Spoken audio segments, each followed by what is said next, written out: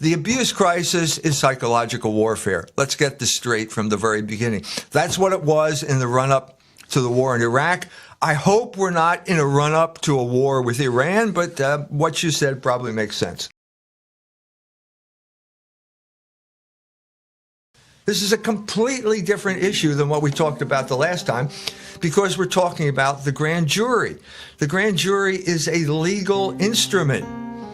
Okay, the grand jury is an investigation. It investigates certain people and sees if there is enough evidence to bring an indictment. In other words, to indict these people and bring them to trial. So what we had here was, as I mentioned, an investigation of 300 priests who had been accused. Now, as I said, they came up with 2 indictments. Okay, now it seems to me if you have a grand jury, okay, take those 2 indictments and proceed to trial and see if the accusations hold up and see if the man is guilty. Because as we know in the law, you're innocent until proven guilty. Okay? But they forgot to tell us that that doesn't apply to Catholic priests. Catholic priests are guilty until proven innocent. And the proof of this is this grand jury investigation. So what do you have here?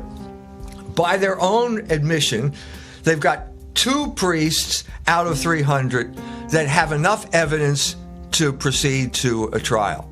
That means there are 298 priests who they couldn't find enough evidence to try them. Now, okay, if you look into this, you find out a lot of these people are dead. Why are we bringing up files on dead people? You can't try a dead person. Okay, there are some instances where the statute of limitations has run out. Okay, that's true, but we're dealing with legal issues here. This is the law. The law has to follow certain procedures, and the statute of limitations is one of those procedures. So what we should have had is basically this man in Harrisburg announcing in the court that there are going to be 2 indictments, and then the legal proceedings go ahead. Okay? Well, we didn't have that at all. Why? Let me put it this way. Why, if you did not find the evidence in 298 of these cases persuasive enough to go to trial, why should we accept it? Why should we accept the evidence that you yourself rejected? But no one is asking this question. So what happens is you flood the media with all sorts of lurid details. You have the authority of the state here behind these the release of these documents, and everybody thinks they're true. Well, wait a minute. They're not true until they're proven true in court. But in England, I know, reading their laws, slander or destroying somebody's reputation, they seem to take back to court real quick. You're slandering my reputation, I'm taking you to court. We don't seem to have laws that are strong enough. It's much easier. It's much easier. There's basically no downside to attacking someone. No downside. It's much easier to get a slander judgment in England than it is here.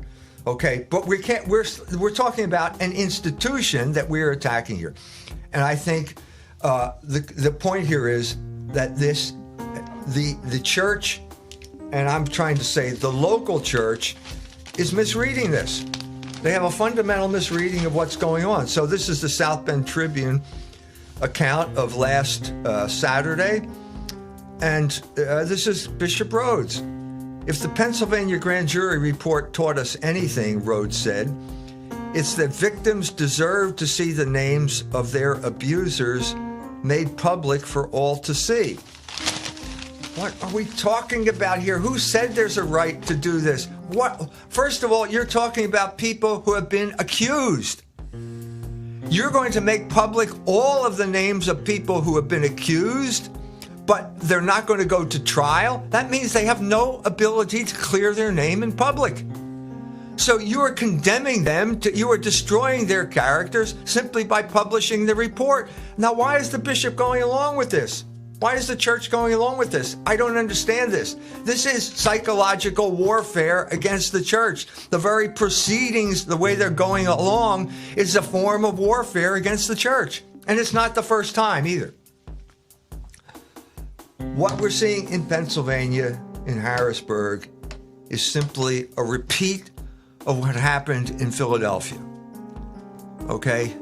In Philadelphia, we have the same type of situation. We have a district attorney who announces at some time around the year 2000 that she is going to investigate all of the institutions in the city of Philadelphia to ferret out instances of child abuse. Okay, that's what she said. It turns out that's not true. There's only one institution that got examined, and it was the Catholic Church. Okay, so she then spent the same type of situation. This is Lynn Abraham, who is on the board of the ADL, by the way, who launches this investigation, spends years investigating, looking into these files, spends millions of dollars, and she comes up with 0 indictments. So this is even better than the Harrisburg investigation. 0 indictments. And in the rage that came about because she got no indictments, she releases all of the files, and we have exactly the same situation. All of these priests are now going to be tried in public, tried in the press, because the DA didn't find any evidence to bring them to trial. Now, this is outrageous. What does this have to do with what Rhodes just said? Nothing. Nothing. This is an attack on the church, pure and simple. Okay? And so what you created in Philadelphia was a moral panic. Okay? And the moral panic created a witch hunt. And every Catholic priest was considered guilty until proven innocent. So what happened here, it gets worse. It gets much worse. Okay? Here in Philadelphia, Lynn Abram retires, and she's replaced by a black Catholic prosecutor by the name of Seth Williams. Seth Williams takes a case that Lynn Abraham started. He goes to one of the prisons in Philadelphia. He finds a heroin addict in the prison. And the heroin addict is now claiming that he was sexually abused by a priest. Now, this is your ticket out of jail. They do it all the time. In Philadelphia. This is your ticket out of jail, because now we have a new prosecutor, and he wants to make a name for himself. And so he's going to succeed where Lynn Abraham failed. We're going to nail this guy. Okay? So they indict 2 priests. Now, this guy is completely lacks any credibility whatsoever as a witness. Okay? It turns out that the priest, they know that the case is going to fail. This is a priest is offered a plea bargain. Okay, just plead guilty and you'll get community service. The priest, we found this out later because the superior of his order, the Salesians, told everyone this. The priest refuses the plea bargain. He ends up being thrown in jail, goes to prison. While in prison, they deny him his medication. This is a man in his 60s, a priest in his 60s, and he dies. This is a man who dies in prison and then it comes out that the case just falls apart. The guy made it up to get out of prison. Surprise, surprise. But the priest who had to suffer because of this, he's dead. Now, just to add the end of this story, Seth Williams is now in jail. The prosecutor is in jail because he was corrupt as the day is long. He was taking bribes, and now he's in jail. So why isn't this part of the story here?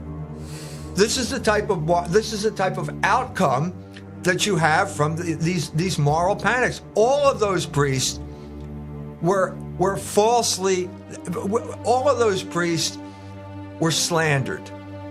The church was slandered simply by the fact that the jury released that information with no ability to take it to trial. No ability, and the priests had no ability to clear their names. Now, reading some of the comments, they were strong comments against the attorney general who was prosecuting a guy named Shapiro, saying this guy hates the church. I mean, these are comments. Yeah. So, do you think there is an actual hatred going on? Yeah, I think we're talking about the traditional enemies of the Catholic Church. These are two Jews. Okay? The Jews are the traditional enemies of the Catholic Church. But you're not allowed to say that they're prejudiced. No, they can say everybody else. They have no axe to grind whatsoever. Okay? We're not allowed to talk about this at all. Okay? But the simple fact of the matter is, it's not just Lynn Abraham was on one of the official major Jewish organizations here. So she represents their interests by being on that organization. And she had other instances where she's going after the stories I did on Grays Ferry, that neighborhood. That neighborhood was the traditional Irish neighborhood, and it was doomed to extinction because these people wanted them out. The property was too valuable, so it was an example of ethnic cleansing in action. So these are people who are enemies of the Catholic Church. Now, if you try and bring this up, you get nowhere. Okay, so here's the story, the whole story of trying to explain Lynn Abraham's motivation in this story. A lady by the name of Carol Johnston wrote a letter to the Philadelphia Inquirer, September 29th, 2005. Okay, in which she tried to explain Abraham's motivation in this whole thing. This is what she wrote. She says, I think it's legitimate to raise the question of District Attorney Lynn Abraham's general background. The District Attorney is a member of the Anti-Defamation League, which issued in 2002 a press release denouncing the remarks of a Cardinal Rodriguez, who had been discussing the situation in the Middle East and the sufferings of the Palestinian people. Ms. Abraham has been a Philadelphia district attorney for nearly 40 years, and certainly during that time she must have known of sexual abuse cases occurring in the Catholic Church. But why in 2002 was she moved to convene a grand jury to investigate such cases? Does her action have anything to do with the Church's expressed reservations about the political direction taken by the State of Israel? Perhaps we will never know, but I do think the view of a Jewish district attorney's investigation against the Catholic Church ought to be in turn investigated from the point of view of possible bias. But add to this district attorney's imprisonment of 11 Christians who were peaceably demonstrating in Philadelphia last year. Add to this her known bias in favor of Planned Parenthood, and to this again her known strongly held views on the death penalty, which has earned her from the black community the moniker Queen of Death. Then questions of prosecutorial abuse and prejudice do indeed become legitimate to raise. So, guess when that letter ran in the Philadelphia Inquirer? 2000. It never ran. They refused to run it because you're not allowed to bring up this type of information. You're simply not allowed to bring it. Now, again, to get back to the initial why now question, Rod Dreher, as I said, was there as the commissar to keep the Catholics on the conservative reservation by attacking Pope John Paul II in the run-up to the invasion of Iraq. Okay, Rod Dreher left National Review and went to the Dallas Morning News. What did he do with the Dallas Morning News? He orchestrated a hit piece on Cardinal Rodriguez. That was supposed to be the big scandal. It went nowhere. It got nowhere whatsoever. Again, we're talking about political motivation here. Cardinal Rodriguez was public enemy number one among the Jews after Cardinal Ratzinger or Pope Benedict resigned because they were afraid that some South American, like Cardinal Rodriguez, was going to be elected Pope. And so they pulled out all the stops to blacken his name. Okay? This is the type of motivation that's going on behind the scenes. This is the type of context that is not being discussed. Everyone is blinded by the lurid details of allegations that have not been proven. Everyone's blinded by these lurid details, and no one is looking into the bigger picture. Well, I called my friend who lives near Philadelphia. He said it's in the news every day. It's on TV every day. It's in the papers here. Just today's paper was another. This is the only thing this paper does. I mean, what do they do other than this? It's like talk about some guy that went to a NASCAR race or something like that. It has no other reason for existing. Not even printed in here in South Bend anymore. No. But they still want the control. So the only reason they can exist is being a willing servant of the oligarchs who are orchestrating this moral panic attacking the Catholic Church. But we're saying this happened across the board because after World War II, the main villain, according to the oligarchs of that day, was the Catholic Church. The Catholic Church had to be taken out as a force in the United States. What we're talking about today, the grand jury, is only one more instance of the attack on the Catholic Church that began after World War II. It began. We've already talked about the destruction of Catholic neighborhoods. That's in slaughter of cities.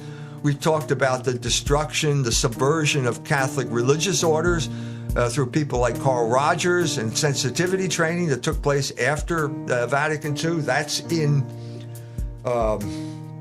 Libido Dominandi. We've talked about the deliberate Jewish subversion of the Second Vatican Council, the attempt to get Nostra Aetate to clear the Jews of the charge of deicide. That was Malachi Martin, the Jesuit, was involved in that, on taking money from the American Jewish Committee and B'nai B'rith.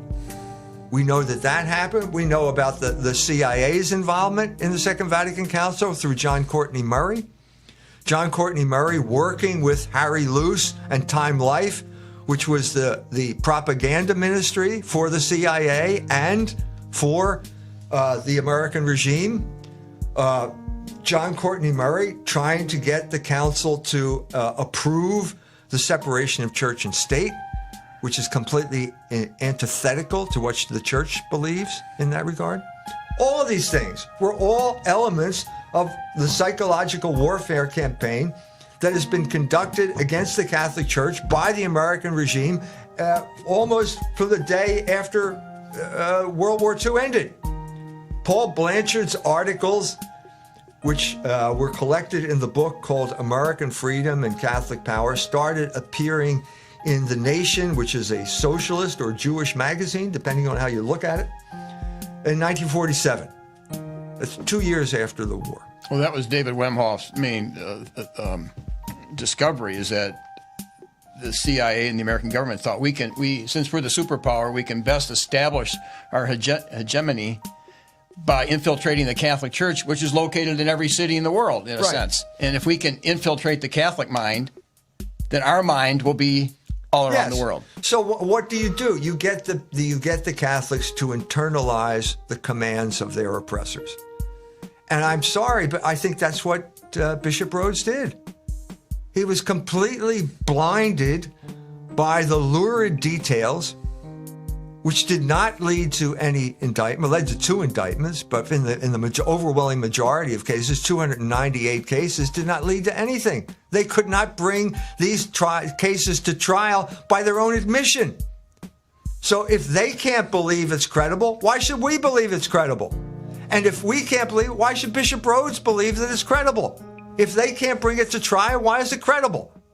Well, I mean, Satan is the accuser of the brethren. So at a certain point, the bishop has to defend.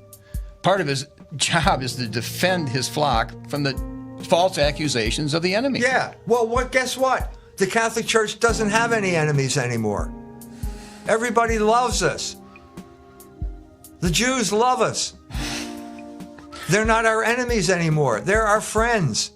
Except when it comes to Mr. Shapiro in Harrisburg or Miss Abraham in Philadelphia or down the line. I mean, one instance after another. Wait a minute. These Amy Dean and the promotion of homosexual marriage. The entire church, they got Robbie George got all these bishops to sign the Manhattan Declaration. And here's Amy Dean saying, we Jews beat them. We beat them. Read the article in Tikkun. She knows who her enemy is. Why doesn't Rhodes know who the enemy is? I'm getting calls from people who are telling people from Harrisburg. And they're saying, I know this guy. Everybody here knows that these claims are false. Why are they being released? There was a woman, there's one of the priests who was accused by a woman. The woman has since recanted. The woman said she did it just to earn money. She recanted because they took her to trial. She recanted. That allegation is in that report. Why is that still there? You mean to tell me that there's never been a case where a priest has been falsely accused? When you have huge financial incentives to accuse people, where the church is eager, willing, and able to throw every priest under a bus and make a huge financial settlement just to make it go away because they're intimidated by this type of action? You mean that doesn't influence people to bring false accusations? This is ridiculous. Why isn't someone saying this? Why isn't someone bringing up the Lynn Abraham, the debacle in Philadelphia that Lynn Abraham brought about? A priest dying in prison after he was falsely accused. Oh, sorry. Sorry about that, Father. Well, it used to be that a bishop's main criteria was probably willingness to be martyred. In other words, no matter what the pressure, if it meant death, he would hold the line. But it doesn't seem... I'm sure if you put it in those terms that Bishop Rhodes would be willing to be martyred. I'm saying the fact that he's acting this way is an indication that he clearly does not understand the situation. He does not understand psychological warfare. He does not understand how psychological warfare has been used for my entire lifetime as a weapon to destroy the Catholic Church in the United States of America. I'm sorry, but the grand jury is a totally bogus operation, and it's war, it's jihad against the Catholic Church. That's all it is, period. Well, they're posing as investigative journalists. I mean, they want to still claim... What did they investigate? Nothing. I am the investigative journalist. I did the investigation. I've been blacklisted from the South Bend Tribune. They're worthless. Yeah, because they're not investigating anything of significance. They're not investigating anything. They're just taking the ball and running with it.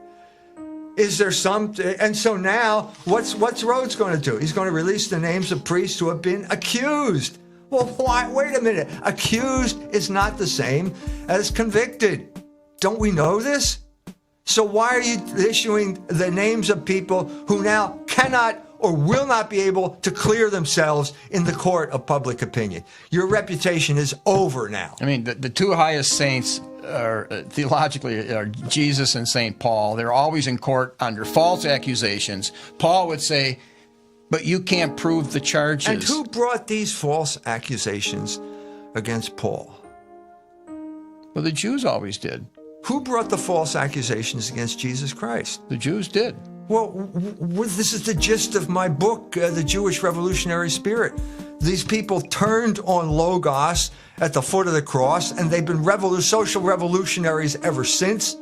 And the cutting edge of social revolution in the United States right now is homosexuality, homosexual marriage. Ask Amy Dean. Don't ask me. Ask Amy Dean.